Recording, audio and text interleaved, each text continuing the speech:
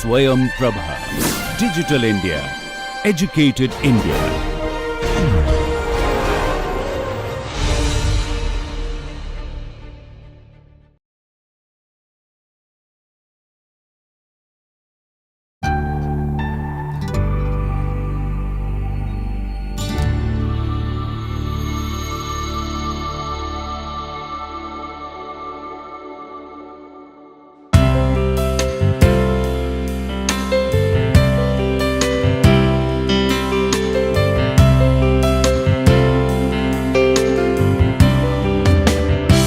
Welcome to lecture 19. In this lecture we will discuss another very important aspect of the change management. In the last lecture we discussed the visioning exercise, and we have seen that visioning exercise and visioning for a city is very important for city managers, and on that process the managing conflicts is also inevitable, because conflicts arises whenever there is a change and whenever there is a approach to make the change in city or in development on any organization. So, today we will discuss the how to resolve the conflicts for managing any change for urban sector. So, in this lecture we will discuss the relation of the conflicts with change management, nature of conflicts, what kind of conflicts are there, and the changing process and the conflict management styles, and what are the do's and don'ts in the change management paradigm. So, now in the change perspective, in last few lectures we have told you that the earlier conventional perspective and the change perspective is different for the urban sector. In the earlier time, like 20-30 years back, it was the organization used to act as a corporation. Now the orientation of the urban government should be citizen centric. So, urban local self government must be citizen centric. Earlier it was policy centric, now it is demand centric. It is more bottom up.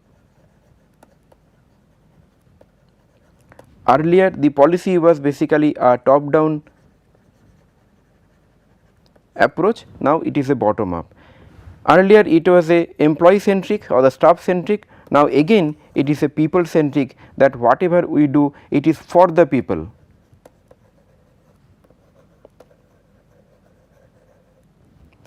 Now in this perspective the change is inevitable.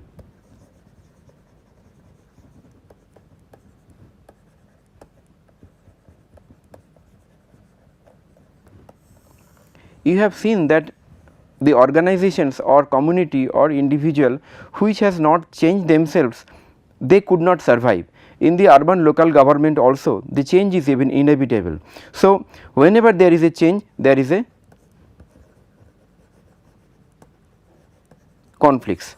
For example, whenever the first time the computerization came in not only urban government but also in the service delivery sector, the staff or the people initially resisted the computerization of the system, but after some time they accepted the system and they have mastered the system, and now you can understand that all the banking system, municipal system, all the public service mechanism, most of them are running on computerized system based on e-governance. So, in change perspective the conflicts is also inevitable in the initial stage, but if you can resolve the conflict you can come to a better situation where you can make the progress, you can achieve the short term goals and the short term achievement, so that the changes become possible. So, let us see what kind of factors are applicable in an organization for the change. Now, this is a schematic diagram of an organizational factors which make the changes. Now, you can see we start from the structural factor. The structural factor basically it is the structure of the organization which makes the changes. For example, when the 74th Constitutional Amendment Act came, the whole structure of the municipal government changed, and because of that a change of job, change of working style, change of the task and the responsibility, everything got changed. Second is the people factor. Based on the perception, attitude, values and motivation, the organization might have to change. Please remember or please follow, there are few organizations, because of their demand of the people or the attitude of the people who are their customers or the end users or the buyer, the organizations had to change their service delivery, had to change their systems, so that they can reach to the people for the better service delivery. Similarly, for our case, the people also is a very important factor for making change. Third is the technological factor. When technology comes in place, the modern technology, just now I talked about e-governance. So, based on the e-governance, now most of the public services are provided to the common citizens. So, technology, when the new technology comes in force, there has to be some changes, and this technology can change method, techniques or processes. And also there is a change at the task level. When you say task factor, it is the individual level.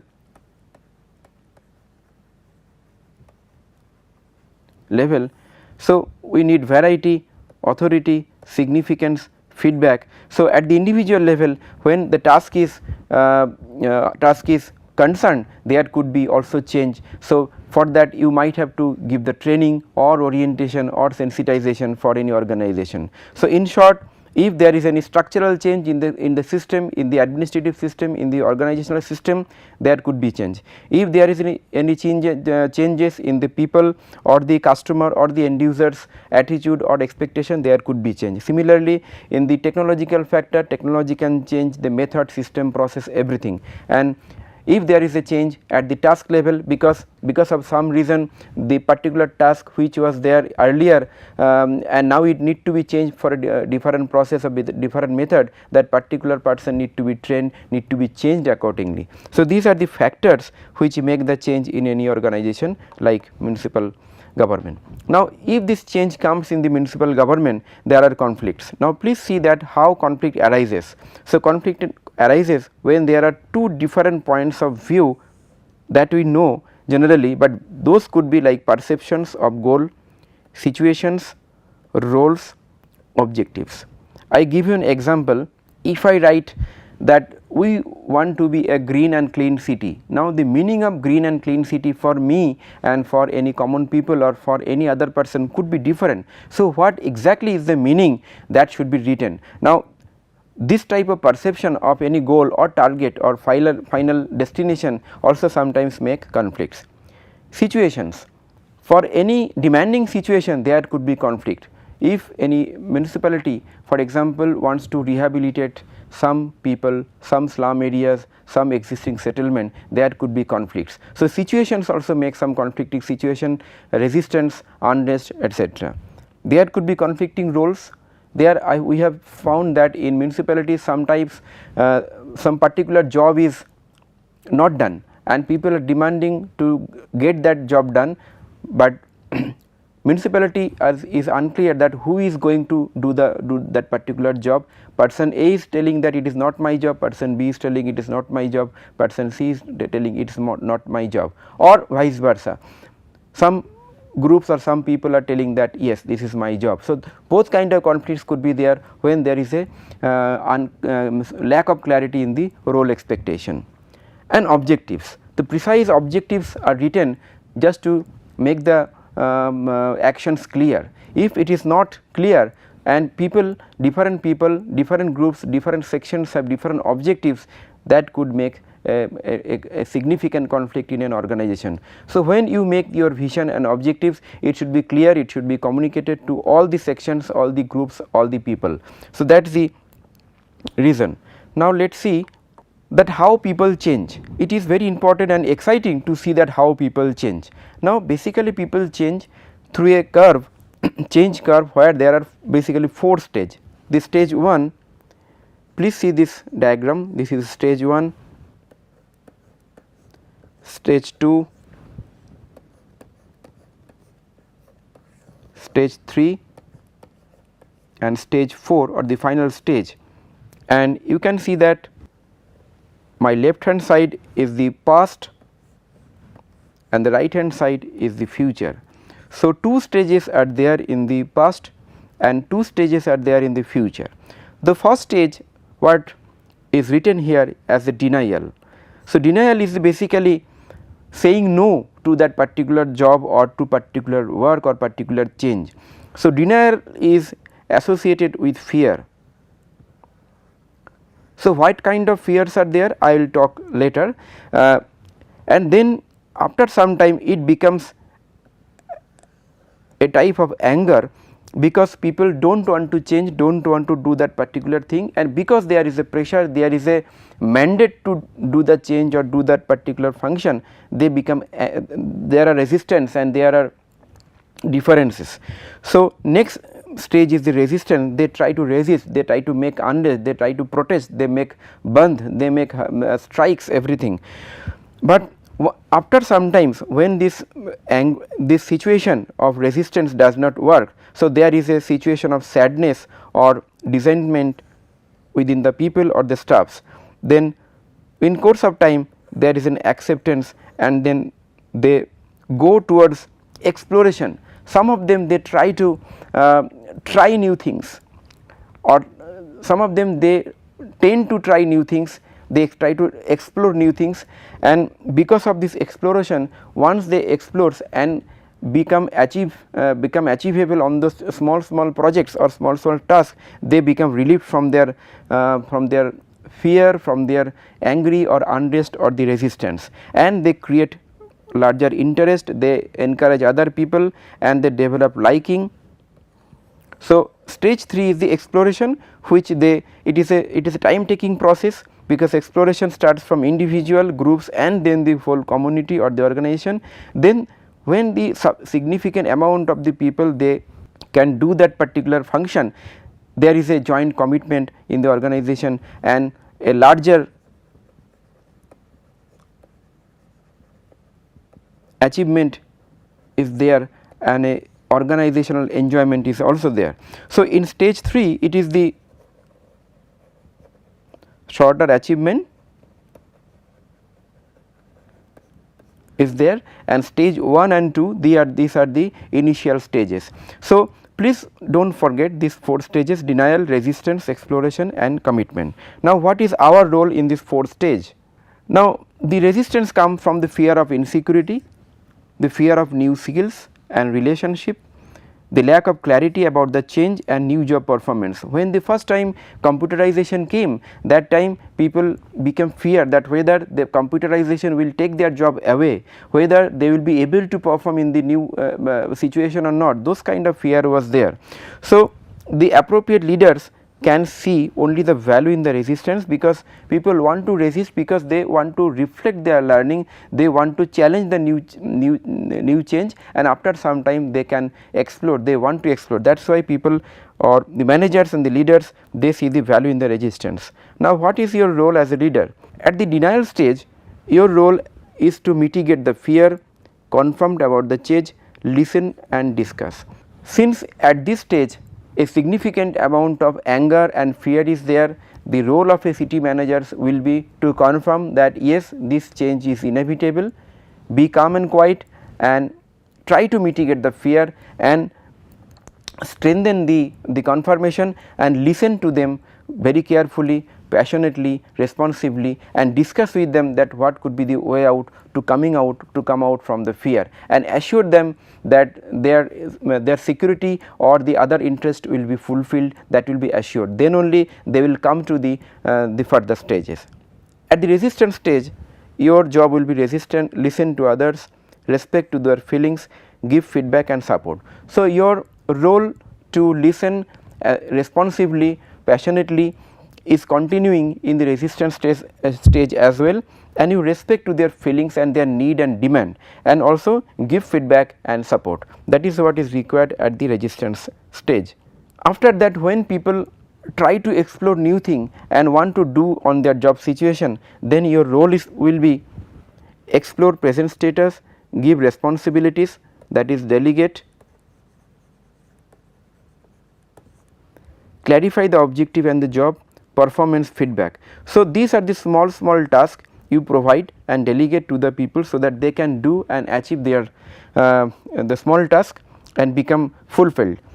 In the commitment stage, when you find that some amount of people are doing and some people they are not doing or they are hesitant, so slowly this process should be continued, and after some time there could be a joint commitment. So at that stage your role will be let others enjoy. So you take everybody in that enjoyment and the celebration, rewards and incentive. You can develop a system of incentives by giving recognition in terms of certificates or in terms of the felicitation, etc., and you can make a shared commitment and targets. So in this method, in this changing process, you have seen that conflicts are inevitable. So what are the conflict management styles? That's what we are going to discuss. So there are 8 distinct styles what you can do for the conflict management.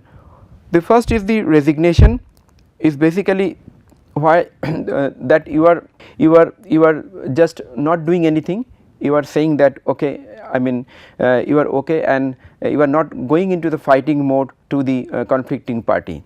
Appeasement is that you are giving something material or some other kind of gift to make other parties, conflicting parties, silent.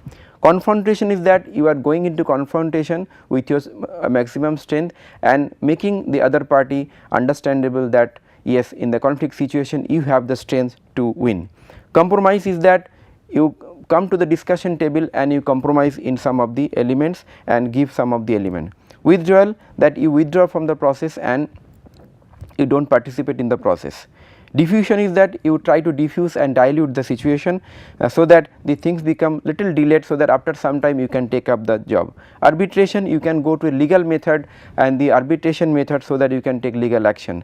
Negotiation is the final method where you can call the person or the conflicting parties, discuss in the table and try to make a win-win situation to make the negotiation. Now how this every methods are placed in different situation, let us see those in a diagrammatic method. In this diagram, in this x axis we are showing the cooperation element, and in the y axis we are showing the assertiveness or how much assertiveness you are showing for the conflicting parties. Now withdrawal and resignation, these are neither in a more cooperative situation, neither assertiveness situation. The arbitration and compromise is having some amount of cooperation and some amount of assertiveness. That means you are asserting your power, also at the same time you are asserting you are cooperating with the party. In the confrontation, you are asserting your power and authority, whereas in the diffusion and the appeasement you are not showing the assertiveness or the power or authority, you are just satisfying them.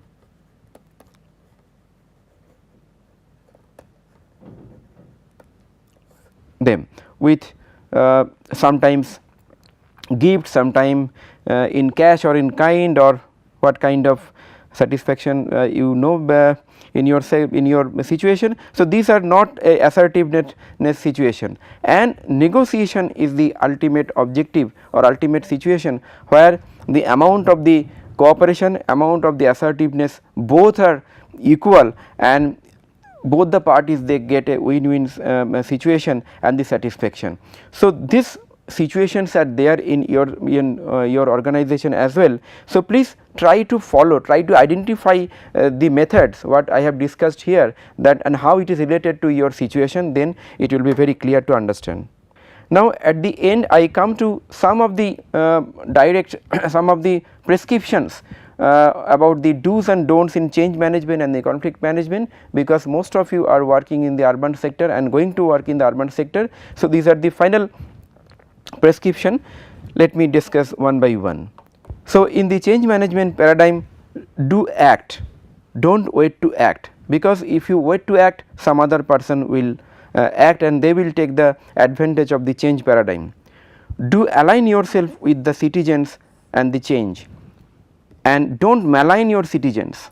If you are the city manager, try to understand the citizens demand and the aspirations and try to align with them, do not malign. Do try new things, do not try just once, do try many times. Be resilient, do not be resistant. Why resilience comes in the picture of the change management? Because in the change management there is a stages of denial, resistance, exploration and commitment. So, in the stages of the denial and the resistance, you need to be resilient and stronger enough to withhold the initial thrust which is coming from the conflict situation. That is why you have to be resilient mentally and do not be resistant to the conflicting situation. In the changing situation, please make questions that why you are not going to do, why you are not accepting the change, what is the problem if you accept the change. Those kind of questions you have to make during the changing situation, but do not attack the people. Try to understand their situation, try to listen their situation. Look ahead, do not focus behind. Please look ahead that what can be your benefit if you accept the change, and what will be the benefit of the people, what will come after if they accept the change. So, make them understand about those changes and the benefit, and do not focus behind that what was there earlier, what was their benefit, not that. Move quickly to the next stage, do not drag your feet. So, if you want to move quickly you have to take your whole team together, the citizens together. Commit to the new. There are certain tasks and jobs related to the change management. So, you have to commit to the new task and new job, and do not remain committed to the old jobs. Challenge the status quo. You have to make question that why it is required to continue the current practice, why not we change this. If you find a problem, issues in your urban local government or any situation where the public service delivery is delayed or not or denied, ask why people will not get that public service. So, ask the status quo, do not comply or continue the status quo. Then do plan for the targets, for the achievements. Do not plan indefinitely. A plan is a time bound manner, is a time bound exercise. So, plan in a time bound manner, and then analyze the situation. Do not over analyze the situation so that there is no result. So, to get the result you have to analyze the situation. Bring energy in the individual, in the groups and in the organization. Do not misdirect the energy. Sometimes whenever you see conflict, wherever you see the resistance, it is a amount of energy which is there in the groups and the organization. So, try to redirect the energy into positive and the productive direction. Do not misdirect the energy into negative and the other direction. So, we have seen in India that several examples are there where the energy of the organization, energy of the people are misdirected towards a negative effect. As a result of that, either the organization they lose they lost the customer base, or they lost the investment, whatever. So, please direct your energy or the organizational energy in a positive and a productive way. Then please do give your all, do not give up. Then celebrate the success, and do not linger on your failure. If there is a failure, definitely develop on the failure and try more. Do step up, do not step aside. Do say for now, do not say forever. So, whatever the task is there ahead of you, please say that for now and do it now. And do update your skills. Do not think that current skills are good enough. I have seen that in urban governance and in the public service delivery, the people are working their job situation based on the knowledge and skill which they have learned during their college life or during their education system, but after that they have never updated or improved their knowledge and skill set. So, go to a training if you find that some training is required for your upgradation of the knowledge. Go to an exposure visit, talk with the people who are the change manager, talk with the people, interact with the and share their experience of the leaders and the change manager. Then only you will be updated and you will be another change and manager in the change management paradigm. So, update your skills. Do not fear to take risk. Risk is a very important part to progress. So, do not fear, do take risk and do not fear failure. If you take risk, there is a certain amount of possibility to become failure, but failure is not the failure for the life. After the failure you can try next time also. Try to add value in people's life, in the organization, in the group.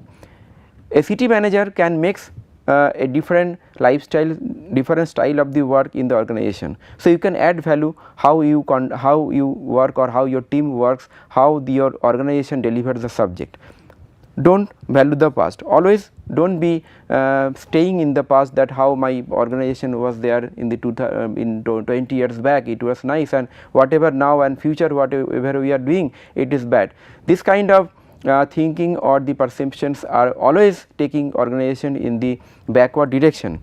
And be flexible with the new ideas, flexible with the new actions, flexible with the new policies, and do not be inflexible. That is what is required from you, and some amount of innovation is also required.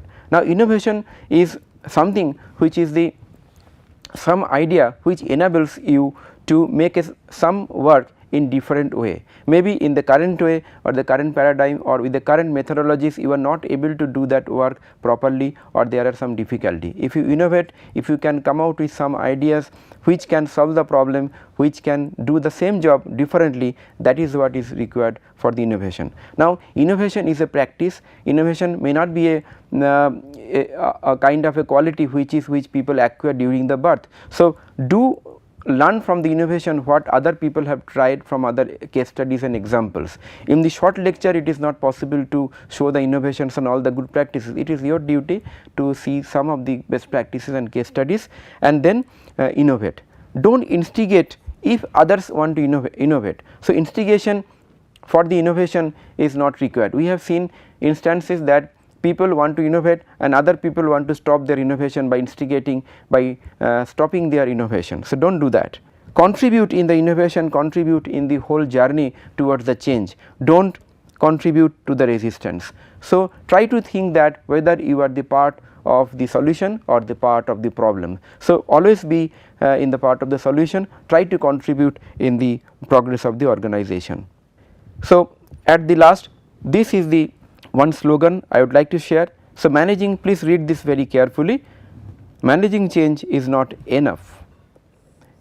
Today's an exacting world imposes a new expectation that we actively seize change and make it work for us, recognize it as a force in its own right and harness it, exploit it and master it. Now, please see the important keywords here, that managing change is not enough. If you are part of managing change in your organization right now, it is not enough, because the world is changing, the expectation of the people are changing. In this expectation change and the changing world, you have to harness day by day and every time the changes, exploit the changes and master it. Then only you can survive in the changing paradigm as an individual, as a family, as a group, as an organization and as a city, and then only you will be able to create a livable city for yourself, for your next generation. So, with this I would like to conclude our discussion. So, today we discussed very important part of the change management, that how to resolve the conflict situation. So, we started the discussion with the visioning, and in the change management and the visioning, the conflict is inevitable because people do not want to accept the change in the first stage. So, we have discussed and we have shown the stages of the changes, how people change. There are 4 stages. There are 2 stages in the beginning, like denial stage and the resistance stage, where people deny to accept any change, to do some new job, and then they resist the changes, and after some time they try to explore, that is the 3rd stage, and the 4th stage they try to commit something. In the exploration stage, some of the people they try to explore new things and try to get some achievement for small work, and after some time, if a significant amount of people or the sections they perform better job, they achieve something, then there is a commitment. So, this change curve is very important. In this change curve, we have seen that there are various methods of the conflict management styles, like you can and these styles depends on that how much cooperation you are giving and how much assertiveness you are giving. Based on the cooperation and assertiveness, there could be various kinds of conflict management style. So, you can use various conflict management styles based on your situation. So, we have seen that if you use maximum cooperation, you can appease them or you can pacify them without using your power, and if you want to use your power and authority, you can confront with them, otherwise you can call them for a negotiation and you can use your cooperation and your assertiveness both. Or if you want to do not want to do any of the thing, either you go for a silent mode, like you want to you just want to avoid the situation, or you can go to a kind of a arbitration mode, legal mode. Those kind of styles are there, and in the last we have discussed few don'ts and do's and don'ts for the change management. We have seen that be part of the change. If you want to be part of the change, you have to innovate, you have to excel, you have to contribute, you have to think, you have to analyze, you have to be part of the change, you have to harness, you have to upgrade your skill, and do not be part of the negative things, do not be part of the backwardness, do not look back, do not focus too much on the back, always be proactive and looking in the forward. So, with this I conclude this lecture. Next lecture we will discuss very important part of the change management, that is leadership and team building. Whatever we discussed this week, the change management, visioning and conflict resolution, this will not be successful if there is no better leadership.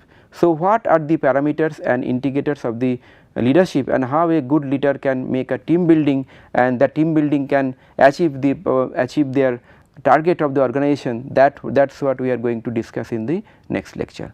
So, for today I thank you again for attending the lecture. Thank you very much.